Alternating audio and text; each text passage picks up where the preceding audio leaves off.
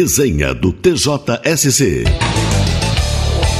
Olá, começamos neste ponto mais uma edição da Resenha da Semana, reunindo as principais notícias que trouxemos aqui, participação da reportagem do TJSC Rádio e também vamos trazer, como sempre, a entrevista da semana. A resenha semanal está no ar.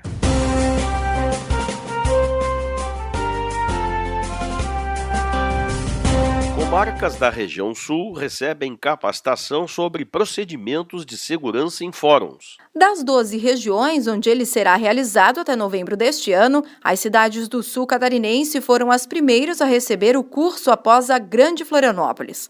Chefes das secretarias de foro e policiais militares que fazem a segurança nos fóruns das comarcas do sul do estado puderam aprofundar seus conhecimentos sobre legislação, procedimentos operacionais e segurança das instalações dos judiciários locais. O objetivo da atividade é melhorar os padrões e rotinas nas ações de segurança, que abrangem desde questões de legislação vigente até atuação em audiências e situações de crise, entre outros assuntos, explicou o Major Joani Ricardo Pereira dos Santos, do Núcleo de Inteligência e Segurança Institucional do TJ Catarinense.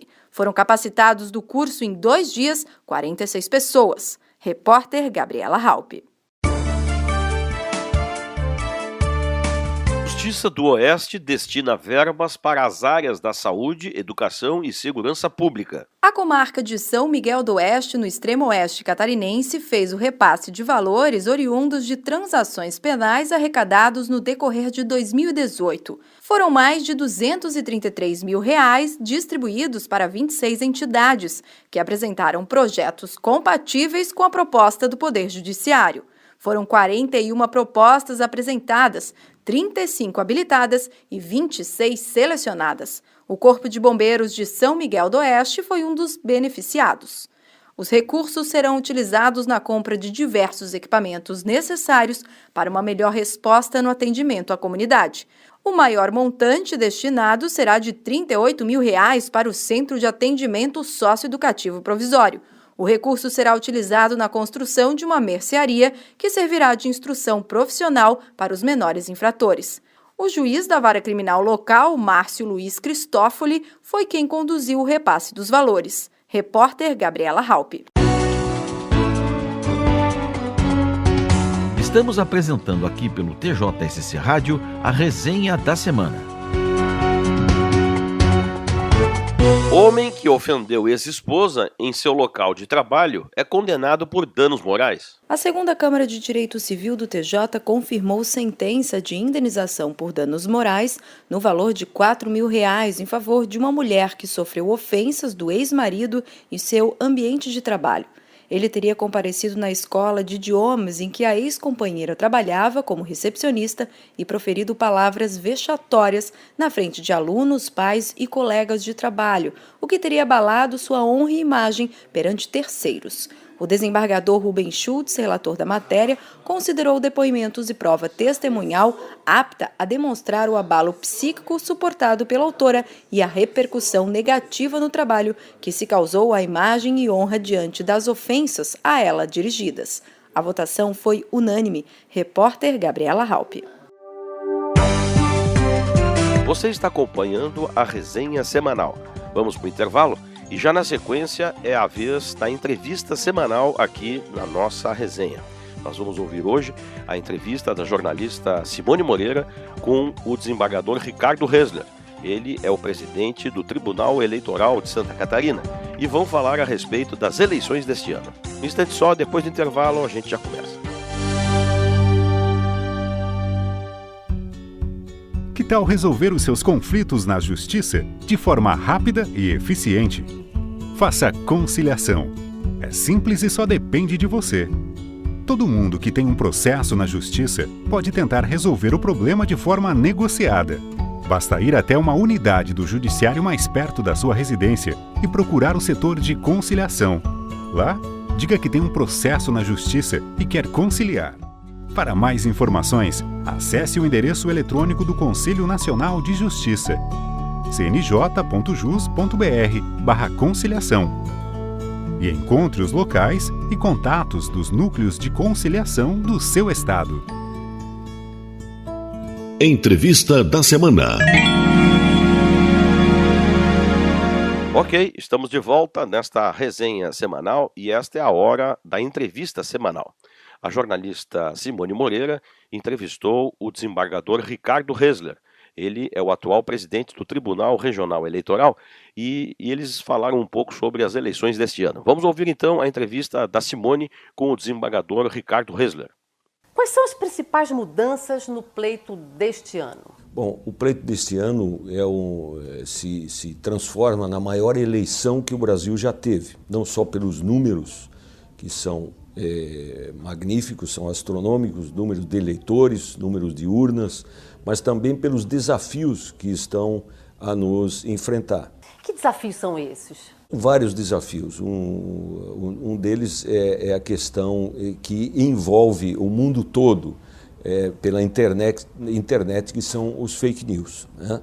Outros desafios são aquelas novidades que nós enfrentaremos com o financiamento público, né? E também o pouco tempo, o tempo mais restrito da propaganda eleitoral.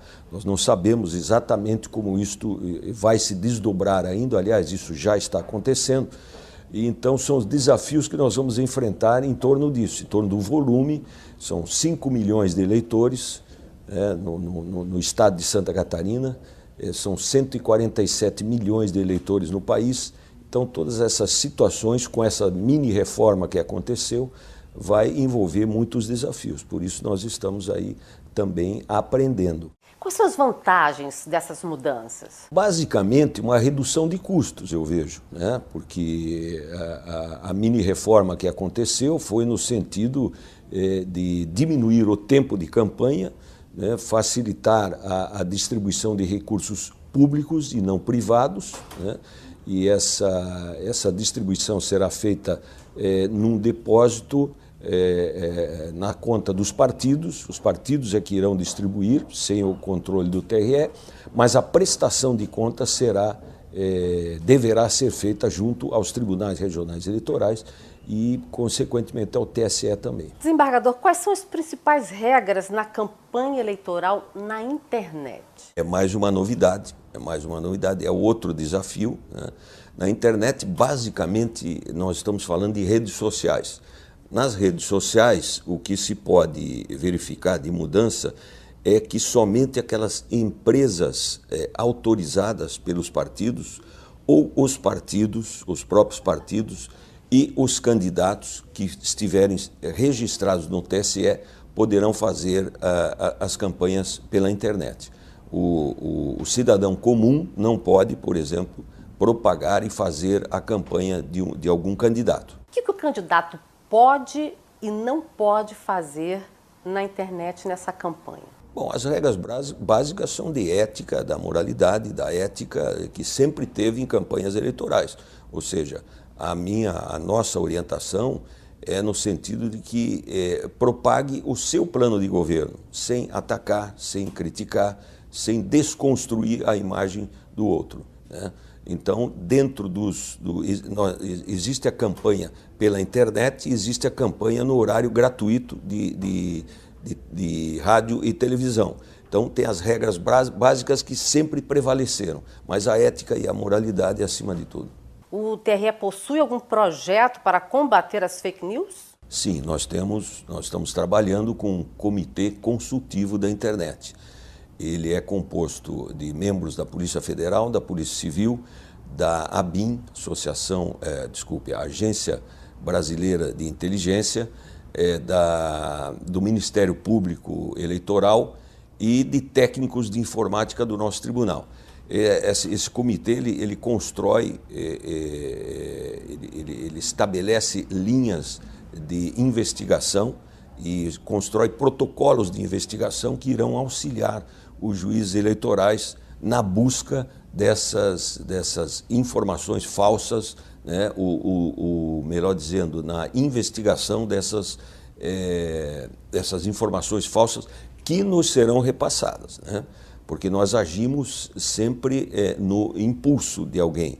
Nós não vamos investigar, nós não vamos sair por aí investigando o que está certo e o que está errado. o TRE ele reage na medida das representações. Então, representou e essa propaganda ou essa informação é abusiva ou é falsa, aí nós vamos atrás da origem. Aqui no Estado, já teve algum candidato enquadrado na lei da ficha limpa? Ainda não. Nós temos ainda várias impugnações a candidaturas que estão sendo julgadas, iniciaram nesta semana, mas ainda até o momento nenhum enquadrado na lei da ficha limpa. Quantos eleitores e qual é o perfil desse eleitor aqui no Estado, desembargador? São 5 milhões de eleitores, ultrapassou a cifra dos 5 milhões de eleitores, né? Poucos jovens, pouquíssimos jovens, a grande maioria se concentra ali entre 30 e 40 anos, 30, 45 no máximo, né? Essa é a grande massa de eleitores população ativa. Catarinense, exatamente. Jovens e idosos são em menor proporção. Ok, nós vamos fazer um rápido intervalo comercial. Nós estamos apresentando aqui a entrevista da jornalista Simone Moreira com o desembargador Ricardo Hesler, que é o presidente do Tribunal Regional Eleitoral de Santa Catarina, e estão conversando um pouco sobre as eleições deste ano. Depois do intervalo, a gente já volta um instante só. Você já ouviu falar em jurado voluntário? Essa é a denominação usada ao cidadão que se inscreve voluntariamente para participar de um julgamento no tribunal do júri. Os jurados representam a sociedade da qual fazem parte e, dentro de um processo, decidem em nome dos demais. A função do jurado é tomar a decisão com base na lei e na situação de cada processo, de maneira individual. O Poder Judiciário de Santa Catarina conta com a sua colaboração.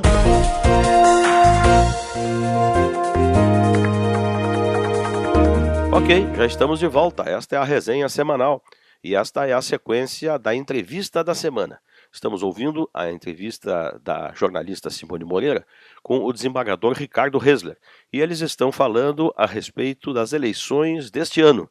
Vamos ouvir então o papo entre a Simone Moreira e o presidente do Tribunal Regional Eleitoral de Santa Catarina, o desembargador Ricardo Hesler. Se a pessoa não for votar por algum problema, tem um procedimento a fazer, senão tem uma série de consequências, né, desembargador? Tem que justificar a sua ausência, né? Tem até 60 dias depois da eleição para poder justificar o motivo da ausência. Caso contrário, irá sofrer as consequências de uma multa. E com relação a essa questão de votação em si, o site hoje já oferece uma simulação desse voto? Interessante, você pode ir lá já simular seu voto na urna, treinar. É no site do TRE? No site do TSE, né, que nós estamos transportando para o TRE também. É possível o eleitor entrar ali, existe um aplicativo dentro do site, onde você faz a simulação e já treina para o dia das eleições. Tem ali candidatos fictícios, né? E você vai então, desde da introdução, desde do reconhecimento da biometria ou não, até a finalização do voto. A Justiça Eleitoral Catarinense já se destacou por ser célere, né, no processo de apuração, mas nos últimos tempos, nas últimas eleições, isso não vem acontecendo. O senhor acredita que a nossa tecnologia deixou de ser de ponta ou o TRE passou a entender que a velocidade pode ser um problema aí na confiabilidade das eleições? Na verdade, não é um problema. Nós estamos entendendo que o que é suficiente e necessário para nós é segurança e eficiência nas eleições, né? Segurança em primeiro lugar e eficiência na entrega na totalização dos votos. Então a rapidez, né, ela ficou em segundo plano. É claro que era sempre muito bom, né, destacar Santa Catarina, mas não houve nenhuma mudança tecnológica para que isso acontecesse. Ela é igual em todo o país. Alguns TREs tem uma modalidade diferente na entrega desses votos no resumo do boletim de urna, e por isso talvez a totalização ela se mostra um pouquinho mais rápida, né, em alguns locais, em alguns estados. Mas Santa Catarina sempre esteve na média, vai manter essa média de 2h30, 3 horas no máximo, né, para a entrega desse resultado. Para finalizar, e para quem está nos assistindo agora, a gente conversa com o desembargador Ricardo Ressler, presidente do Tribunal Regional Eleitoral de Santa Catarina, que já está à frente desse trabalho há um ano, né, presidente? A rejeição da sociedade com a classe política é um fato, presidente, por conta dos últimos escândalos. A Justiça Eleitoral catarinense pensa em fazer alguma campanha de conscientização para demonstrar a importância da participação política do cidadão nos pleitos? Nós estamos fazendo isso já praticamente desde que eu assumi. Existem várias campanhas em andamento e outras que já haviam no passado por presidentes que me antecederam. Por exemplo, a mulher na política é uma delas, né?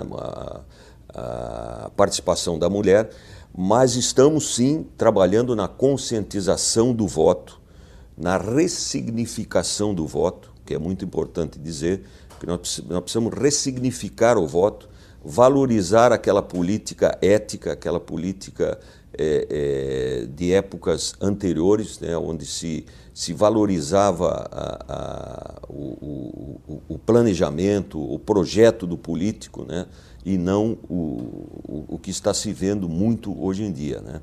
Então essa valorização ela vem sendo trabalhada assim e nós estamos aí em várias frentes para esse sentido. Presidente, muito obrigada pela entrevista. Eu que agradeço a oportunidade e o TRE está sempre à disposição para qualquer esclarecimento. Muito bem, está aí, portanto, a entrevista da semana dentro da nossa resenha semanal. Ouvimos a entrevista da jornalista Simone Moreira com o desembargador Ricardo Ressler. Ele é o atual presidente do Tribunal Regional Eleitoral de Santa Catarina e eles conversaram acerca das eleições deste ano. Foi a entrevista da semana dentro da resenha. Mas estão chegando aí outras notícias importantes. Viúvo e 3 filhos serão indenizados pela morte da mãe em acidente de trânsito.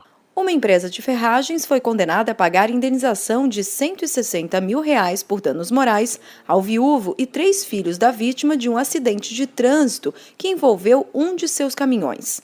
Os desembargadores da 6ª Câmara de Direito Civil decidiram ainda manter condenação no valor de R$ 5.500 a título de danos materiais, despesas médicas que serão descontadas do valor do DPVAT. O acidente ocorreu no dia 5 de novembro de 2010. Segundo o relatório da Polícia Rodoviária Federal, o autor conduzia seu veículo pela BR-470, quando o caminhão de propriedade da empresa Ré realizou uma manobra brusca para cruzar a rodovia e colidiu com o automóvel. O acidente causou a morte da esposa e mãe dos autores, além de inúmeras lesões ao motorista do carro, que permaneceu internado e teve diversas despesas médicas. A decisão foi unânime. Repórter Gabriela Halpe. Pela primeira vez, Justiça de Chapecó faz sessão do Tribunal do Júri em universidade. Pessoas vestidas com capas pretas atrás de mesas com a função de acusar, defender ou julgar o réu. Essa é a cena típica em um salão de tribunal do júri, que normalmente ocorre nos fóruns e comparecem apenas aqueles que têm o compromisso judicial. Em Chapecó, no Oeste, uma parceria inédita entre o Tribunal de Justiça e a UNOESC fez com que um julgamento acontecesse em uma sala da universidade local, perto da comunidade acadêmica e dos moradores do bairro onde a instituição está inserida. Foram 4 horas de júri. Os acadêmicos de todos os períodos do curso de Direito acompanharam o julgamento. O juiz da primeira vara criminal, Jefferson Vieira, é o responsável pelos julgamentos e também leciona a disciplina de Direito Penal na universidade. Repórter Gabriela Halpe.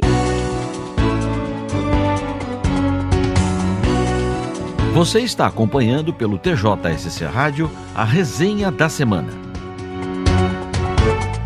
Universidade é condenada a indenizar ex-aluno por informações imprecisas no seu curso. A 5ª Câmara de Direito Civil confirmou sentença que condenou Faculdade da Grande Florianópolis a indenizar por danos morais no valor de R$15 mil aluno que recebeu informações inadequadas e imprecisas em relação ao curso de graduação em Educação Física ofertado pela instituição e concluído pelo autor no ano de 2008. De acordo com os autos, o autor matriculou-se no curso de licenciatura em Educação Física no ano de 2005. Na época, foi informado pela faculdade que o referido curso lhe garantiria o exercício da profissão em diversas áreas, como escolas, academias, clínicas e etc.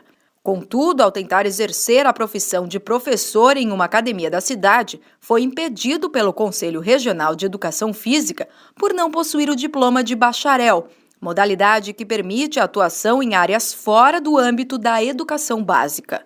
Para o desembargador Ricardo Fontes, relator da matéria, caberia à instituição informar os alunos acerca da resolução do Conselho Nacional de Educação sobre a formação dos profissionais de educação física em duas modalidades distintas, licenciatura e bacharelado. A decisão foi unânime. Repórter Gabriela Halpe.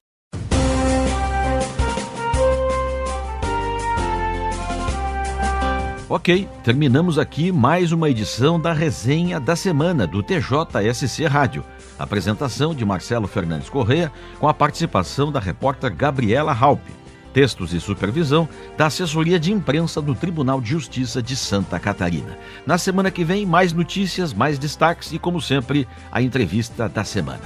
Voltamos numa próxima. Até lá.